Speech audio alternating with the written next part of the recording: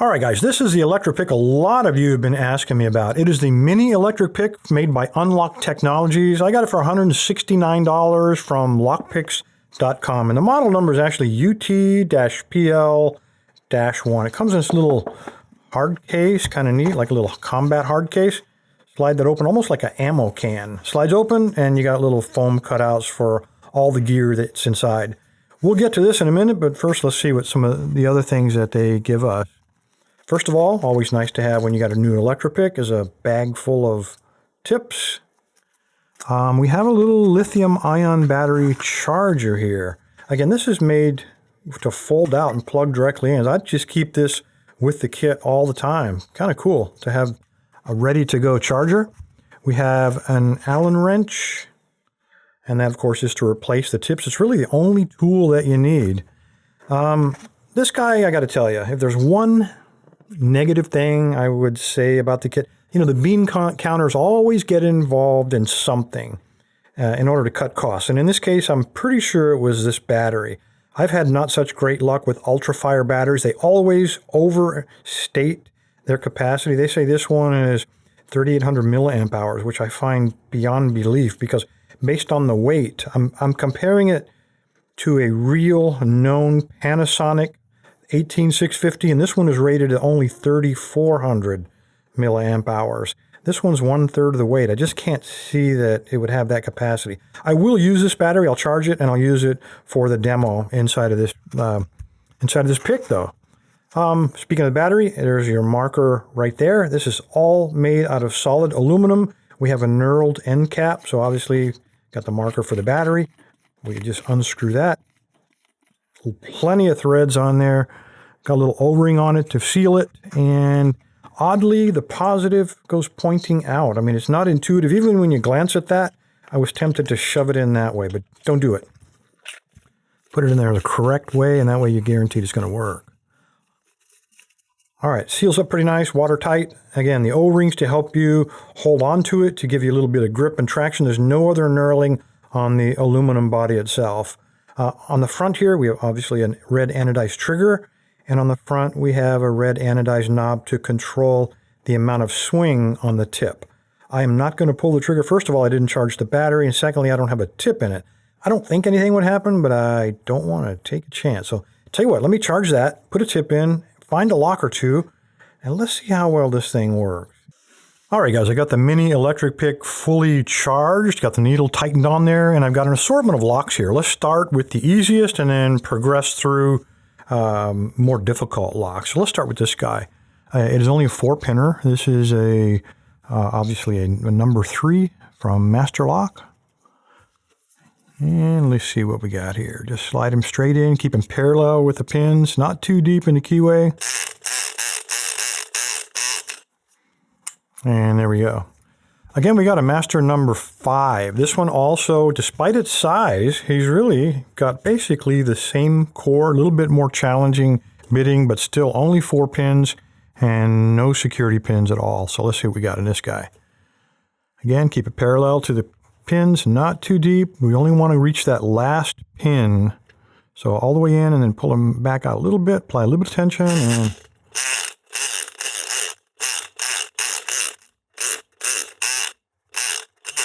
and if we don't get it, we release tension, recock it, and then try it again.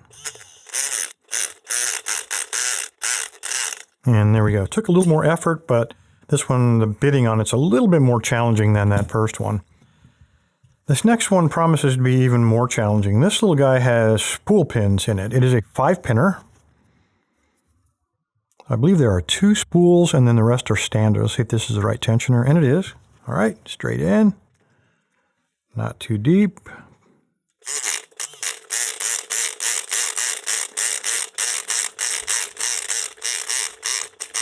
I got a default set. I'm releasing the tension a little bit and trying to knock that spool in place, and there we go.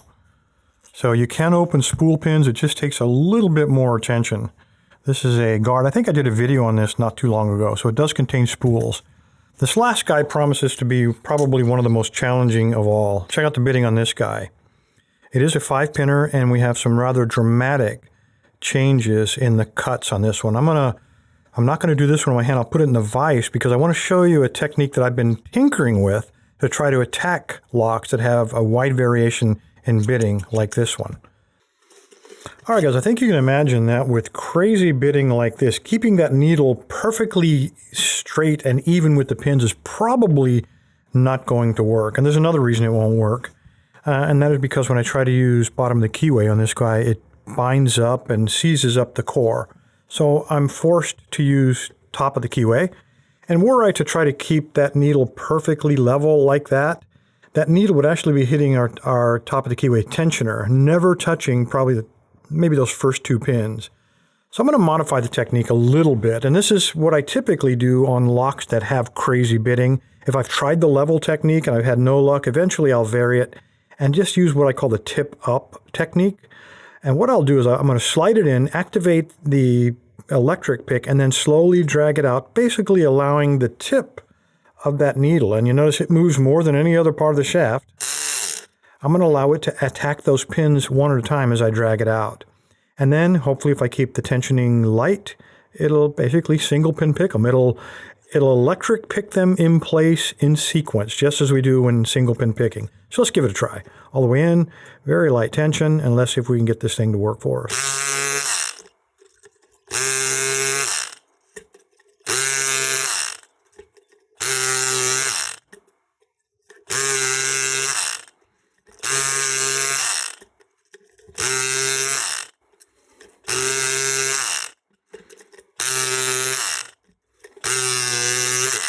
And there we go. Had to change up on the angles a little bit in order to reach those really high cut pins, but even with crazy bitting like this, electric picks are still a possibility. Anyway, guys, let's talk a little bit more about this thing. Let me move this out of the way, all this out of the way, and let's talk about the pros and cons of this. I find that this mini electric pick to be a very powerful machine. It's nice and compact, fit in your bag, won't take up a whole lot of room. I like the fact it's got a lithium-ion rechargeable battery, and I also like the price point. Normally these are $199. I got this for $169, so pretty good price point. I think it's a value for the money. There are some cons with this kit, though, and I want to go over those as well. First of all, on the case, you'll notice I am not using this UltraFire battery. I did charge it up. I tried to use it, and what I found is that this is definitely an overrating, because this UltraFire didn't seem to be putting out enough current to maximize the power of this pick. So when I put a real 18650 battery in there, I got the full power and I got the full charge out of it. This lasted about 5 minutes before it was almost unusable. So the bean counters definitely saved money here. So I would replace this as quickly as possible. I would not even bother using it. I'd bin it. Something else, this pick has, the power goes in one direction. So when the trigger is on the bottom, as you see here, it strikes upwards with the power and then it rebounds. So when it comes down, the power of the needle, all of the energy has been used up, and it's just basically rebounding and recocking to go back for another strike. Many electric picks strike equally with equal strength in both directions. This one does not. And as long as you recognize that, just keep the trigger on the opposite side of the pin. So in this case, in the US, we'd be picking with the pins on the top. And then if we were on Europe, we'd have to flip this thing over if the pins are on the bottom so that our trigger is also. It's not inconvenient. You'd trigger it with your thumb instead of your forefinger. Either way works. Just, you need to keep that in mind. A third shortcoming. You notice when I take this, and this is getting awfully nitpicky, but they've got a really nice box here. It keeps everything together. You keep an extra battery, your wrench, your charger, everything, extra tips, everything's in one place. But notice when I've got my pick tip on there and I try to insert it, the box won't close. It's about 1.5 inches too long.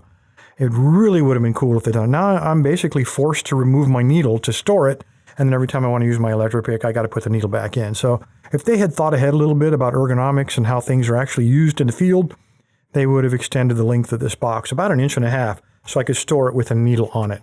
Anyway, guys, there you go. The UT-1 electric pick from lockpicks.com, $169. I'll put the link down there. And by the way, if you want to win this thing next week, I mean, that right there, there's the link. Go to that website. In the middle of the page is a purple band that says Weekend Giveaway. Click it, register, and with a little bit of luck, you'll be the proud owner of a powerful mini electric pick. Each of these videos takes 4 to 6 hours to record, edit, and publish, so I'd really appreciate it if you show your support by subscribing and clicking on the like button. Thanks, guys.